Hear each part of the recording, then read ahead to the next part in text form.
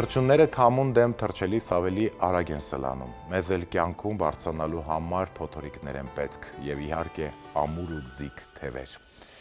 Ողջույն սիրելի հեռուստադիտող, եթերում Խոստովանություն հեռուստանախագիծն է, ես Արայիկ Համբարձումյանն եմ և այսօր այս տաղավարում հյուրընկալելու եմ տաղանդավոր երգիչ Գուրգեն Դաբաղյանին։ Գուրգեն ջան, համեցեք։ Բարի գալուս մեր տաղավար, ուրախ եմ ներկայությանդ համար ու կարծում եմ շատ հետաքրքիր զրույց ենք ունենալու։ Խնդրում եմ համեցեք, զբաղեցրեք ձեր տեղը և սկսենք մեր զրույցը։ Գուրգեն, այսօր մենք անցնելու ենք ձեր կյանքի բոլոր ճանապարհներով։ Փոքրիկ կանգառներ կվերցնենք այն խաչմերուկներում, որտեղ դուք էլ կյանքի որևէ մի փուլում կանգնել եք, խորհել եք ու գնացել եք առաջ։ Բայց ամենը սկսվում է ամենասկզբից, ձեր ծննդյան պահից, որտեղ եք ծնվել և ովքեր են ձեր ծնողները։ Ծնվել եմ Երևանում, ծնողներս, հայրս Լևոն Դաբաղյան, մայրս Շուշան Դաբաղյան, արդեն հորական կողմից երաշտական, մեր երաշտական ունակությունները Դաբաղյանների սերնդեսերունդ փոխանցվել է ու այդպես դեռ շարունակվում է։ Այո, ու կարծում դեռ կշարունակվի։ Դպրոցում ինչպես եք սովորել։ Լավ, ես ակտիվ եմ եղել, այսինքն վարքի առումով ոչ այդքան կարգապահ եւ օրինակելի, բայց իմ լավ հիշողության ու ընդունակության հաշվին ավելի շատ, ոչ թե շատ եմ տանը աշխատել, այլ հիշելով դասերը, շատ անգամ մտքումս պահելով, այդ պատասխանները տալով, ընդհանուր առմամբ լավ եմ սովորել։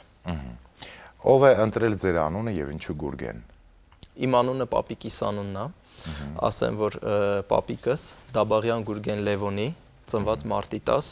ես նույնպես Դաբաղյան Գուրգեն Լևոնի, ծնված մարտի 10, այսինքն այս զուգադիպությունը արդեն ոնց որ այդ մեսիջով էր, որ պետք է իմ անունը դրվի Գուրգեն, հատկապես որ երեխաներից իմ հորս նկատի ունեմ եւ իր քույր եղբայրների դեռ ոչ մեկ Գուրգեն, այսինքն իրենց հոր անունը դեռ չէին դրել։ Այդ պատճառով ինձ Գուրգեն դրեցին։ Գուրգեն Դաբաղյան անունը սիրվեց, երբ դուք փոքր էիք։ Բոլորը լսում էին Գուրգեն Դաբաղյանի ոսկե ձայնը, հիանում էին, սիրում էին, երկրպագում էին եւ փոքր տարիքից արդեն մեծ բեմերում էիք, հետո արդեն բոլորը մտահոգված էին, որ միգուցե պետք չի, որ հիմա երգի, որովհետև անցում այն շրջան, միգուցե ձայնը վնասվի եւ այլն։ Եղան խնդիրներ ձայնի հետ կապված Գուրգեն։ Չէ, ոչ մի խնդիր չի եղել, ուղղակի բնականon ընթացքով գնացել է ամեն բան եւ այդ ժամանակահատվածը, որ եկավ արդեն, որ պետք էր լռել մի քանի տարի, դե բնականաբար այդ բուրըն գործունեությունից հետո մի անգամից լռություն տարբեր խոսակցությունների, ասեկոսեների տեղիք պետք է տային, գիտեք, մեր ժողովուրդն էլ ինչքան սեր ունի այդպես խոսակցությունների հանդեպ, ավելի ծաղկացնելով, ավելի ճոխացնելով, հորինելով։ Հա, իհարկե, ավելացնելով մի փոքր բանից ավելացնելով բան, բայց իրականում ոչ մի բան չի եղել, ուղղակի մի քանի տարի լռել եմ, որպեսզի այդ ձայնափոփոխման շրջանը անցնի, ձայնափոփոխումը տեղի ունենա եւ արդեն փոխված հաստատուն տղամարդկային ձայնով նորից շարունակեմ իմ ելույթները։ Դա տևել է մոտ 4-5 տարի։ Այդքան բան։ Գուրգեն, իսկ այդ 4-5 տարիները, երբ լռում էիք, որովհետեւ այդպես է պետք, որպեսզի ձայնը անցումային շրջանից անցնի արդեն կայուն ձայնային շրջան, ստրեսային չէր ձեզ համար, որովհետև դուք մեծ բեմերում անդադար համերգային շրջագայություններ, համերգներ եւ 3-ից 4 տարի լռություն։ Ստրեսային չէ, չի ասի, ուղղակի իմ կյանքի ռիթմը փոխվեց, այդ հաճախակի ելույթները,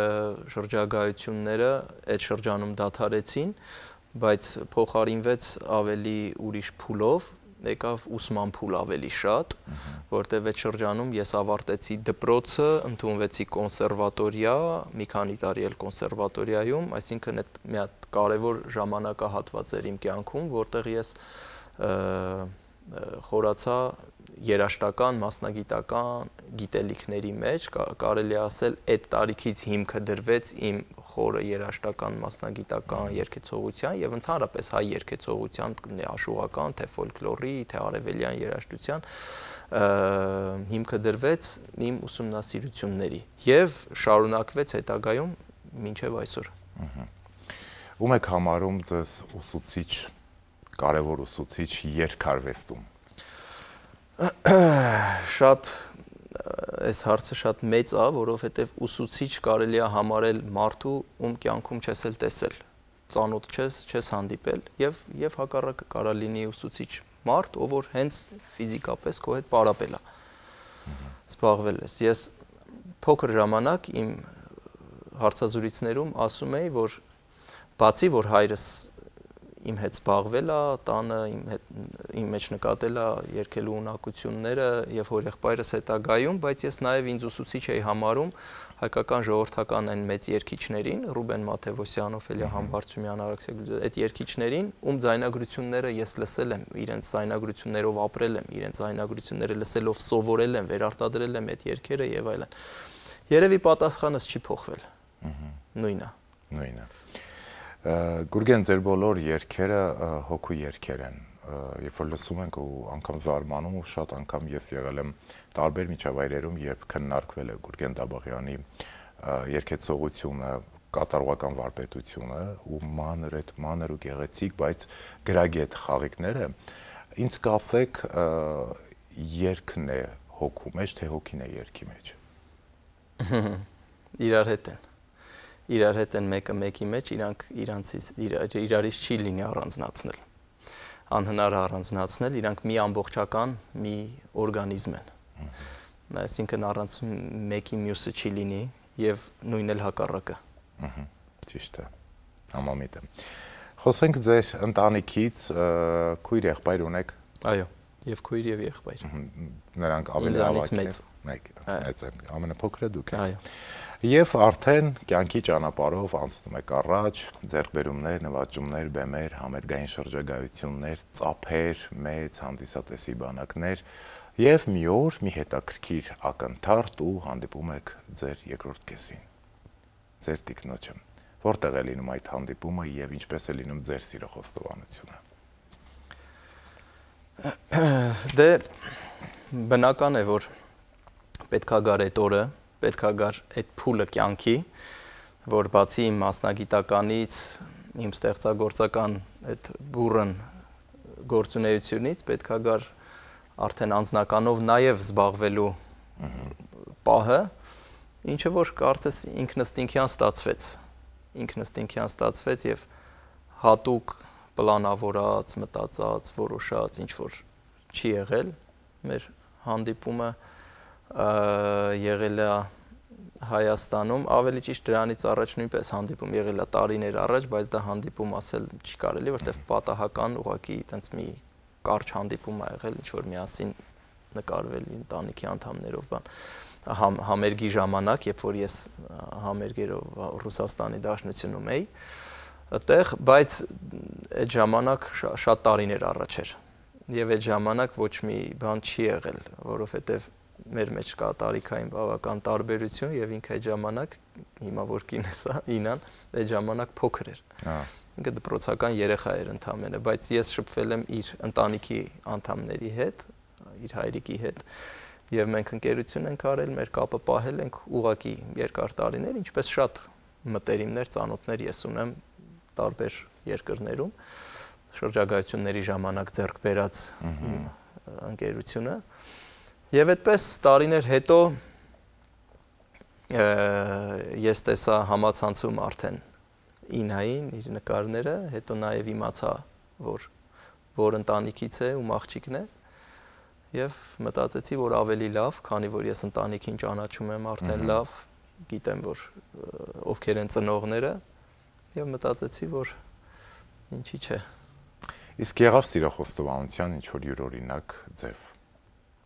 Թե պարզապես կյանքը ցույց տվեց, որ իրար համար։ Ինչ որ սիրո խոստովանություն, որ հիմա մենք կարանք պատկերացնենք, ինչ որ նվերի տեսքով, ինչ որ մատանու տեսքով, ինչ որ ծնկաչոք խոստովանություն, սիրտս եմ բացել, աշխարհը ոտերի տակ վարդերով, չգիտեմ, ինչ չի եղել։ Երևի այդ չափ ռոմանտիկ չեմ եղել միգուցե կամ արդեն տարիքս հասուն լինելով, որտեվ արդեն 30-31 տարեկան էի, թույլ չի տվել չեմ կարող ասեմ, բայց դա չի եղել, բայց ուրիշ ավելի կարևոր բան ասեմ։ Հետագա մեր տարիները արդեն 6 տարի մենք միասին ենք, ապրում ենք։ Ապացուցեց, որ մեր ամրությունը, մեր միությունը շատ ավելի թանկ ու կարևոր է, քան այդ ամենը, որտեվ շատ անգամ այդ ամենը լինում է, բայց շատ կարճ է տևում։ Որտեվ ձևական բնույթ է կրում։ Շատ անգամ ձևական բնույթ է կրում եւ բացի այդ շատ էմոցիոնալ պորտկումները շատ արագ էլ մեռնում են։ Ցավոք սրտի։ Ճիշտ է։ Ես ինքս բալանսավորված մարդ եմ եւ շատ էմոցիոնալ թռիչքներ ու շատ անկումներ չեմ սիրում ու իմ մոտ չի լինում։ Ստի սիրում եմ ստաբիլություն։ Ու իմ մոտ այդպես է ստացվել իմ ամբողջ կյանքի ընթացքում, ասենց ինչ որ ստաբիլ, երկար շրջաններով է ամեն ինչ ընթանում իմ կյանքում։ Ու դա իմ բնույթն է։ Ես եթե չուզեմ էլ, ես այդպես իմ մոտ այդպես է ստացվում ամեն ինչ։ Ու ես կարծում եմ դա ավելի արժեքավոր է, որովհետև երկար ժամանակի մեջ եթե նայենք ավելի երկար գլոբալ սենց մի քիչ ուրիշ ձև ասեմ, դու կրած ես դուրս գալիս ավելի։ Քան կարճ ժամանակի պորտկումներ, բայց վերջն արդյունքում եթե նայենք, ոչ միշտ է, սենց եթե մեղմ ասենք, ոչ միշտ է, որ ամեն ինչ լավ է ավարտվում։ Կարևորը որ կյանքում կա սեր եւ կա փոխադարձ հարգանք ու փոխադարձ սեր, հարգանք, փոխըմբռնում, կարևոր է։ Այդ գերիշխում է մեր ընտանիքում եւ դա է հիմքը, որի վրա կառուցված է մեր ընտանիքը։ Գուրգեն, իսկ ինչ կլիներ մեզ հետ, եթե կյանքում չլիներ սերը։ Կարծում եմ ոչինչ չէր լինի, հենց կյանքը չէր լինի, որովհետև կյանքը ինքը սերն է։ Այ որ ասեցիք երկ հոգի, իրանք անբաժան են, նույն ձև կյանքը սեր իրանք անբաժան են, չի կարա լինի։ Շարունակություն չէր լինի, ծնունդը չէր լինի։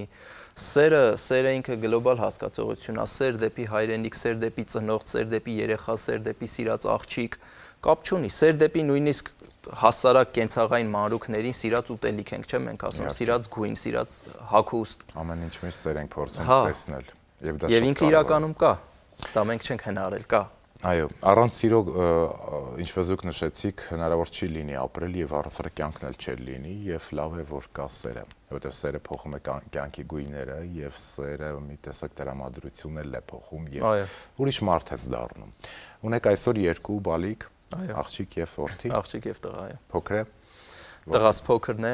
աղջիկս մեծ է։ Աստված պահպան ձեր գեղեցիկ ընտանիքին ու թող ձեր սերը միշտ շատանա ու դառնա օրինակ շատ նորաստեղծ ընտանիքների համար։ Շնորհակալ եմ։ Ես եմ շնորհակալ։ Գուրգեն, վերջին անգամ հորաքրոջդ որդուն երբ եք տեսել։ Մորաքրոջս։ Հորաքրոջ։ Հորաքրոջս որդուն։ Նարեկի։ Դուք միասին երգերել եք, չէ՞, ստեղծում։ Այո, մի քանի օր առաջ, 3 օր առաջ, 3-4 օր։ Վերջին ստեղծած երգը որն է, որ միասին ստեղծել եք։ Կամի սեր կոչվում է, որը արդեն հասանելի է ամբողջական ձայնագրված, համերգային տարբերակով կա YouTube-ում, բայց մենք ունենք նաև էլի ստեղծագործություններ, որոնք դեռ աշխատանքային process-ի մեջ են, բայց անպայման ես ավարտին կհասցնեմ, որովհետև կարծում եմ լավ գործեր են եւ պետք է հանդիսատեսը լսի, վայելի։ Կարծում եմ, որ մենք էլ անպայման ավելի կկարևորենք մեր զրույցի այս հատվածը, երբ որ մեզ միանա հորաքրոջդ որդին Նարեկ Մնացականյանը, ով հիմա կգա մեր տաղավար։ Նարեկ ջան, համեցեք եւ տեսնենք թե ինչպես է ծնվում ձեր միտքը ստեղծագործական։ Բարի գալուս, շնորհակալ ենք ձեր ներկայության համար։ Համեցեք, զբաղեցրեք ձեր տեղը։ Ամենաանսպասելի։ Այո, խնդրեմ Նարեկ ջան։ Շնորհակալություն։ Նարեկ հեշտ է աշխատել Գուրգենի հետ ստեղծագործական փուլում։ Ներշնչող ես կասեի։ Շատ ներշնչող, քանի որ մենք մեկս մյուսի հուզական եւ էմոցիոնալ խորը աշխարհը այս ծնված տարիից սկսած մենք ճանաչում ենք իրար ու ոնց որ ես զգում եմ ոնց ինքը կմտածի ու բառերը ըստ այդմ կամ երաժշտությունը ոնց որ իր հակով լինի։ Այսինքն զգում եք նրա հոգու խորությունը։ Այո։ Դա շատ կարևոր բան է։ Իսկ ինձ ավելի շատ կճանաչի։ Դե հա, Մենք այնքան մտերիմ ենք եղել փոքր հասակից, փոքր դպրոցականից էլ առաջ շատ հարազատ եղբայրներ այդքան մտերիմ չեն ու իրար այդքան չեն ճանաչում, ինչքան ես ու Նարեկը։ Այս հաճախ վիճել եք փոքր տարիներին։ Չէ, երևի չէ։ Լավ է։ Չէ, խաղեր ենք շատ խաղացել։ Մինչև հիմա ենք խաղեր խաղում։ Ինչ խաղեր օրինակ։ Օրինակ, բանն է PlayStation, կամպյուտերային խաղեր, ֆուտբոլ։ Պինգ-պոնգ ենք սիրում խաղալ։ Ու իմ ամենասպասված հաղորդագրությունը Գուրգենից WhatsApp ձայնագրությունն է, որտեղ որ ինքը ուղարկում է իր դաշնամուրային նվագակցությամբ նոր ծնված ստեղծագործություն, որի համար ես պետքա գրեմ բառեր ու իմ համար այդ երաժշտության առաջ ես պատկերներ եմ տեսնում ու ըստ այդմ նկարագրում եմ ըստ բանաստեղծական հանգերի։ Մեկ էլ Նարեկը շատ լավ բանաստեղծություններ է գրում, նոր բանաստեղծություն ունենում է, մեկ էլ ուղարկում է ինձ ու շատ անհամբեր սպասում է թե ինչ արձագանք պետքա ես տամ, որովհետև ես նկատում եմ, երբ որ ուղարկել է ինքը on-line մեջը սպասում է։ Պատասխանիս։ Իմ ամենաթանկ գնահատականը կարելի է ասել երկու շփ։ Ու Նարեկ այդպես էլ չի գնում, մնում է։ Բայց պատկասմից ինչ կարևոր է քո պատասխանը Գուրգեն։ Շատ եւ արժեքավոր։ Դե լավ է, դա մենք իրար հետ խորտակցելով շատ բաներ ենք ստեղծում։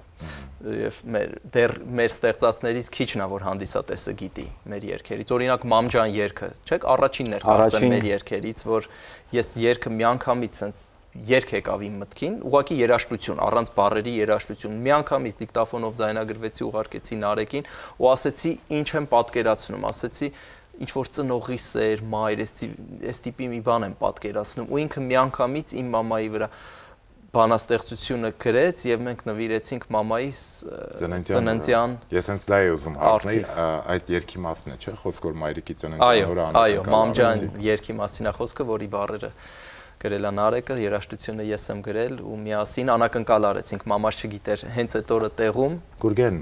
քանի որ խոսեցիք ձեր մայրիկից, կա մի խորհուրդ, որ ձեր մայրն է ձեզ տվել եւ այդ խորհուրդը ոսկե կանոն է ձեզ համար։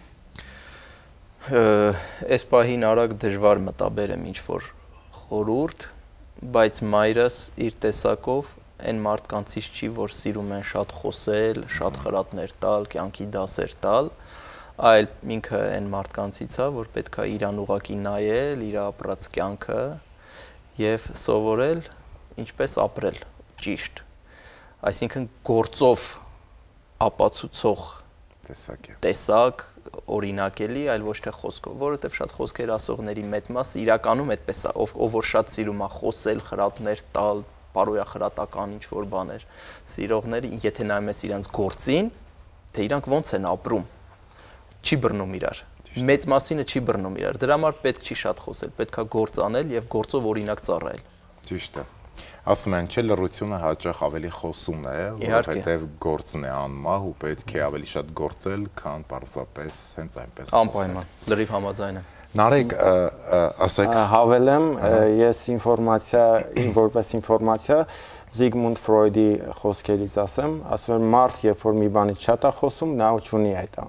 ինչ որ խոսում է։ Ճիշտ է, ասում են խոսում են նրա մասին, ինչի մասին որ երազում է, այլ ոչ թե ունի։ Ինչպիսին է Գուրգենը։ Պատկերացու Գուրգենը հիմա մեր տաղավարում չէ, ես եւ դու խոսում ենք Գուրգենի մասին։ Ինչպիսին է։ Վառ անհատականություն, օրինակելի։ Ինձ համար փոքր հասակից ես շատ եմ ընդօրինակել Գուրգենից որակներ, մոտիվացիա որպես, քանի որ ասեմ գիրք կարդալ սկսել սովորել եմ հենց Գուրգենից։ Գուրգենը ոնց որ ինձ համար ճանապարհ ցույց տվող ընկեր եւ եղբայր էր եւ նաեւ ուսուցիչ ու շատ բաներ ես ընդօրինակելով սովորել եմ ու մինչեւ հիմա էլ սովորում եմ ու շարունակելու եմ սովորել։ Բրավո։ Նարեկ, շնորհակալ ենք ձեզ։ Տեսնում եք ինչ անկեղծ է Նարեկը։ Իրականում անկեղծ ու արդեն դրա համար էլ երգերն էլ ստացվում են, որովհետև տեքստն էլ չէ, պիտի անկեղծ գրես, այլ ոչ թե ստեղծես մի բան, այնքան որ բառեր հավաքել ու դասավորել իրար։ Կյանքում ապրած մեր համագործակցությունը ինձ թվում է ստացվում է նաև նրա համար, որ մենք որպես մարդ, ես ու Նարեկը տարբեր ենք մեր խառնվածքներով։ Նարեկը այն ինչ որ ասում է շատ բուռն է։ Շատ բուռն, շատ էմոցիոնալ, արձագանքները կարող լինեն շատ էմոցիոնալ, որը եւ լավ է, եւ վատ, ունի այսինքն իր լավ եւ վատ կողմերը։ Ես ավելի հանդարտ ու ստաբիլ եմ, որն էլ իր հերթին ունի իր լավ ու վատ կողմերը, բայց այս երկուսի միացությունը, եթե կարողանում ես ճիշտ համադրել, այսինքն իմ հանդարտության այն բացասական մասը հանել, որը կարող է անտարբերություն թվա, իներտություն, դինջություն, հա, այսպես ասած, հանել, մնա իր այդ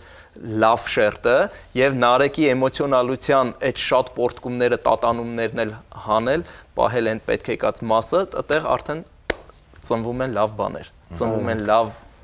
արվեստի գործեր։ Ես շատ ուրախ եմ իրականում ձեր համագործակցության համար եւ շատ ուրախ եմ, որ ձեր ախբերությունը այսքան ջերմ, այսքան մաքուր, այսքան ամուր է, ինչպես նշեց Գուրգենը։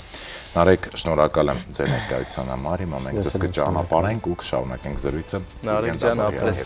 Շատ շնորհակալ եմ, ուրախ եմ։ Զարթարեցիր։ Շնորհակալություն։ Սելի հեռուստադիտող վերադարձանք, որ շարունակենք մեր զրույցը Գուրգեն Դաբաղյանի հետ, սակայն մինչ այդ ուզում ենք նշել, որ մեզ կարող եք հետևել նաև on-line բոլոր հարթակներում։ Եվ իհարկե շնորհակալ ենք ձեզ, որ շարունակում եք հետևել Խոստովանություն հեռուստանախագծին եւ դուք մեր անդավաճան, հավատարիմ ու սիրելի հեռուստադիտողն եք։ Գուրգեն, գնանք առաջ, նորից շարունակենք քայլել ձեր կյանքի ճանապարհով, մի օր էլ ձեր քայլերը ձեզ տարան Արարատի գագաթ։ Բարձրացակ մինչև վերջ եւ այնտեղ դրել եք եռագույնը, եթե ես չեմ սխալվում։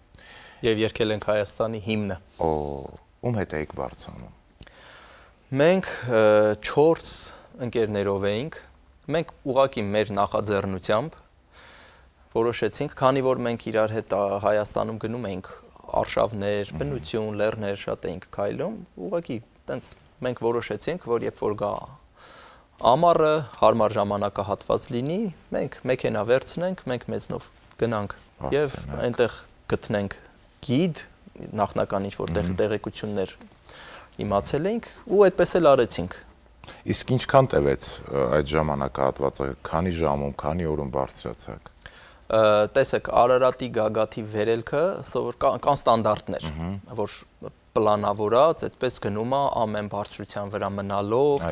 ակլիմատիզացիա լինելով, այսինքն ադապտացիա օրգանիզմը, այդ ամենը 3 օր, 5 օր ընդհանուր տևում, 3 օր բարձրանալ, 2 օր իջնել։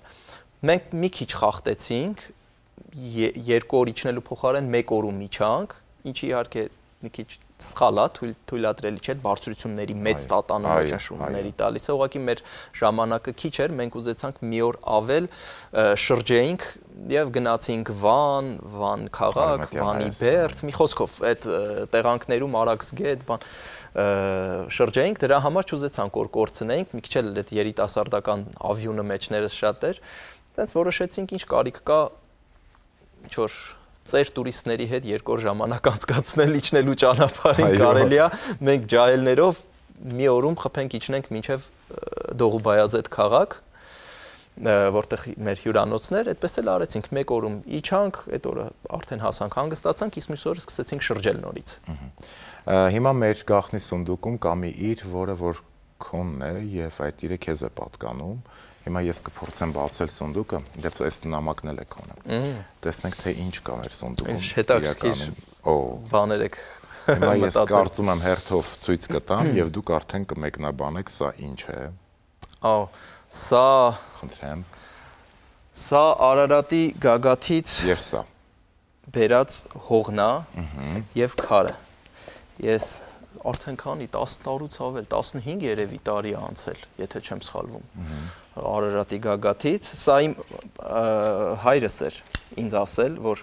ես հավաքեմ եւ կա վիդեո, նույնպես եթե մարդիկ հետաքրքրվեն YouTube-ում կա, հենց այս կադրը, թե ես ոնց եմ ձյան տակից, նու գագաթից ամենավերևից անհնար է, որտեվ ամբողջը սառցաշերտ ու ձյուն է, բայց այնտեղ որտեղ որ նոր սկսվում է այդ սառույց ձյուն շերտը, այդտեղ հենց ձյան տակից ես ձեռքով փորում եմ ու վերցնում եմ ու կա նաեւ ջուր նույնպես ես բերել եմ, այսինքն այդ սառույցը լցրել էի շշի մեջ, որը հետո ջուր դարձավ եւ էլի պահում ենք։ Գուրգեն, ո՞րն է եղել ձեր կյանքի ամենադժվար փուլը։ Ոյ։ Չգիտեմ, չեմ կենտրոնացել ինչ որ հեշտի ու դժվարի վրա։ Բայց եղել են դժվարություններ։ Դժվարություններ բնականաբար միշտ կան, հիմա էլ կան դժվարություններ, այնպես չի ամեն ինչ հարթ, ամեն ինչ իդեալական է, կյանքը դժվարությունները։ Կյանքը հենց կյանքա դրանով, որ հեշտը, դժվարը, լավն ու վատը իրար հետ են։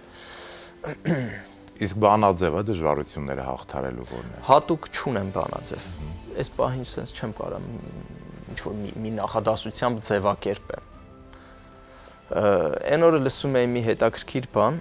Սողոմոն Թագավորի Սողոմոն իմաստունի հետ կապված, կարող է լսած լինել կամ հանդիսատեսից շատերը լսած լինեն հեռուստադիտողից, որ շատ ուրախ ժամանակ նայում էր իր մատանուն, մատանի ուներ, լրջանում էր, եւ շատ տխուր ժամանակ էլի նայում էր նույն մատանուն, ուրախանում էր։ Այնտեղ գրված էր սա էլ կանցնի։ Ամեն ինչ անցնում է, ամեն ինչ մնում է անցյալում, ինչ էլ լինի, մենք այդ կյանքը, որ միշտ գնում առաջ, ժամանակ ասվածի դեմ, մարդ արարածը ընդհանրապես անզոր է, եւ ժամանակը գնալով առաջ, անցյալում է թողում ամեն ինչ, այսինքն դու ուզես, չուզես, հաղթահարվում են ու անցնում են քո եւ հաջողությունները եւ անհաջողությունները, դժվարությունները նույնպես։ Ուղղակի պետք է ապրել։ Գուրգեն, կյանքի արժեքները որտեղ են գտնվում եւ ինչի մեջ է առասարակ կյանքի արժեքը։ Շատ փիլիսոփայական հարցեր ես տալիս Արայիկ ջան եւ շատ երկար պատասխաններ ակնկալող, բայց ես երկար պատասխաններ չեմ տա։ Ուղղակի նորից մի քիչ առաջ որ ասեցի, ուղղակի պետքա գործով, ես կողմնակից եմ, պրակտիկ եմ կյանքում եւ պետքա գործով լինել օրինակելի, ապացուցել կյանքի լավն ու վատը, չնայած որ լավն ու վատը շատ հարաբերական է, ասեմ որ վիճակներ կան կյանքում, երբ որ կատարյալ դրական լավ թվացող բանը ինչ որ մի վիճակում կարա դառնա նույնիսկ դավաճանական, այդքան վատ այդ վիճակում, բայց դու այն նախորդ վիճակում դու չէիր պատկերացնի որ կարա տենց լինի եւ հակառակը, ինչպես դավաճանից հերոս դառնալը կարա, չէ, մի կես քայլով նույնիսկ, նույնն էլ դրա համար գիտեք մեր կյանքում ընդհանրապես մարդկության անցած ճանապարհը փուլերով որ նայում ես, միշտ փոփոխվում է ու տվյալ պահին որ քեզ թվում է ինչ որ բաներ լավ, ինչ որ բաներ վատ, ինչ որ սահմաններ, դրանք միշտ փոխվում են։ Երբեք մենք շատ անգամ ինչ որ պատմության բաներ ենք տեսնում, զարմանում ենք, չէ՞։ Այո։ Հասարակ նույնիսկ կենցաղային մարդկանց ենթադրենք մոդայի հակուկապի մասին, չէ՞, ասում ենք վայ ժամանակ ա եղել, մարդիկ ծիծաղանք, բայց չենք հասկանում որ տվյալ ժամանակ դա համարվել է էտալոնային։ Այո, հենց դա է։ Ու նույնն էլ հիմա կարող է մենք հիմա ապրում ենք մի ժամանակում, որ մեր համար ճիշտը սխալը լավը վատը շատ էլի հարաբերական է եւ ապագայում մեր վրա կարող է ծիծաղան։ Ասեն հելնայք սենց ինչ հետամնաց մարդիկ են եղել, բայց մենք չենք պատկերացնում, որ մենք հիմա հետամնաց ենք 50 տարի հետոյի մարդու համար։ Դրա համար տենց որոշակի տենց համոզված ասել ինչ որ լավը վատը մի քիչ խորը չի իմ կարծիքով։ Կյանքում լռությունն եք ավելի սիրում թե աղմուկը։ Լռությունը։ Ինչու։ Ես բնույթից է երևի։ Ես աղմուկ չանող տեսակ եմ ու աղմուկ անողներին հետ դժվար եմ։ Դժվար եմ գտնում ինքս ինձ։ Շատ անգամ լռության մեջ ավելի շատ ասելիք կա։ Իհարկե խոսքը պետքա բովանդակային լինի, տեղին լինի, ամեն խոսք չի խոսք, որ խոսք է, ամեն հումոր չի որ հումոր է, տեղ կա լռելը խոսելուց լավ է։ Ճիշտ է։ Գուրգեն, ինչ է ձեր կարոտի անունը։ Կարոտի անունը։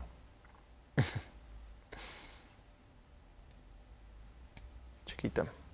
չեմ կարող պատասխանեմ այդ հարցին։ Չունեմ պատասխան հիմա անկեղծ։ Բայց ունեք կարոտներ։ Կարոտ որպես կարոտ հասկացողություն ինձ թվում է մարդ չկա որ չունենա։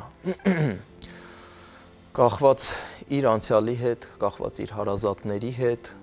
ինչ որ կորուստներ ունեցած հարազատների կամ ընկերների հետ եւ այլն։ բայց մի բառով այդ ամբողջացնել այս պահին կդժվարանամ ես։ Եթե ձեր կյանքի մասին գիրք գրեիք, ինչ անուն կտայիք այդ գրքին։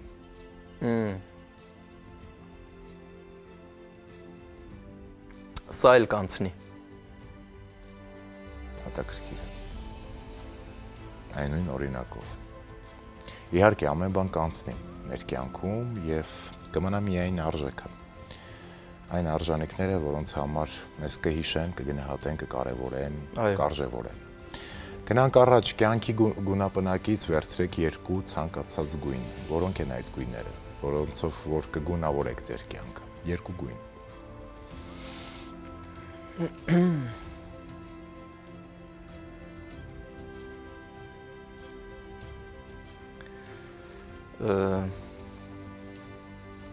Կարա լինի սևը եւ սպիտակը,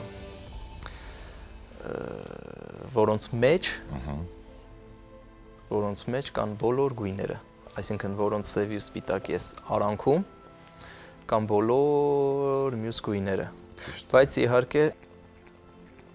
սա իմ սիրած գույների հետ չէր կապված, սա ուղղակի մի քիչ փիլիսոփայական։ Դա ավելի հետաքրքիր է։ Գուրգեն, կան խոսքեր, որոնք ուշացել եք եւ չեք հասցրել ասել եւ ում պիտի ասեիք, թե դուք ճիշտ ժամանակին բոլոր խոսքերն ասում եք։ Չէ, ինչ որ անցյալ ժամանակով չարված բաների համար զղջալ կամ բան, ես իմաստ չեմ գտնում։ Ինչ եղել է իր ժամանակին է եղել, ես կարծում եմ։ Իսկ դուք տեսակով ներող եք։ Ներողամիտ։ Կարծում եմ այո։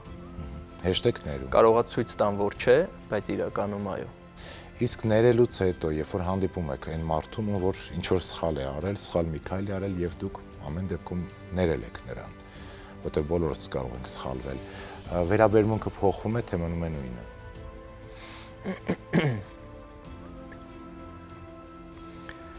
Ես ուզում եմ, որ մնա նույնը, բայց դժվարանում եմ, բայց անկեղծ ասած, իմ կյանքում նման բաներ չեմ հիշում, որ եղած լինեն, ինչ որ տենց սխալ ուղղելու դավաճանական ինչ որ նման էպիզոդներ չեմ կարողանում մտաբերել։ Այսօր դուք երջանիկ եք։ Անպայման։ Շատ ուրախ ենք։ Միշտ երջանիկ եղեք եւ հիմա կարծում եմ ավելի կերջանկանաք, երբ որ արդեն բացեք այս անանուն ծրարը եւ կարդաք բարձրաձայն նամակը ու վերջում հասկանանք, թե ով է նամակի հեղինակը։ Հետաքրքիր է։ Եթե գուշակեք, շատ ավելի լավ, եթե չէ, մենք ձեզ անպայման կհուշենք։ Ողջույն բարեկամս, քեզ գրում եմ տարիների հեռավորությունից։ Մեր առաջին հանդիպման ստույգ օրը չեմ կարող հիշել, դա շատ վաղուց էր։ Երբ դու դեռ տարված էիր մանկական խաղերով, աստիճանաբար մեր հանդիպումները հաճախակի դարձան։ Չեմ ասի որտեղ էինք հանդիպում, բայց շատ հետաքրքիր էին անցնում մեր հանդիպումները։ Քեզ համար բակային ամենասիրելի խաղը ֆուտբոլն էր, ու դու շատ լավ էիր խաղում։ Հանգամանքների բերումով սիրում էիր մինչև ուշ գիշեր խաղալ, մոնոպոլիա։ Կարդում եմ, համոզում եմ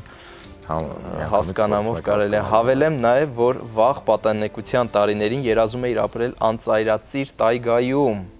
Ինչ շատ լավ ճանաչող մարդ հասա ուրեմն։ Շատ հետաքրքիր էին անցնում տեսահոլովակներիդ նկարահանումները, Նարեկն է։ Ոչ։ Նարեկն արդեն եղել է դրա համար, բայց Նարեկը կարա ինձ այսքան լավ իմանա։ Քո կատարումները գերում հիացնում էին բոլորին։ Այդ տարիներին քո բեմելը բացառիկ երևույթ էր, ախր դու դեռ մանուկ էիր։ Հետևել եմ քո աճին երկարվեստի բնագավառում եւ ոչ միայն։ Ինձ զարմացրել է այդքան բարդ երգերի քո կատարողական մակարդակը, ինչպես էր կարողանում